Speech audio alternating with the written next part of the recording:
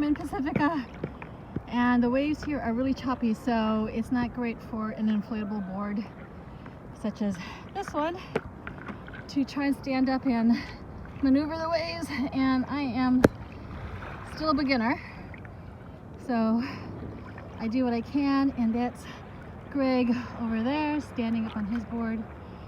He's a kite surfer, so he's already intermediate, professional, not professional, but advanced with kite surfing and surfing in general. Period. So here I am having a bad hair day. Yay! And this is what I'm doing on my birthday. So not bad for 53. 5'3". This is my new sport for the year. Oh, okay, here comes a wave. All right, bye. Okay, can you see the jellyfish?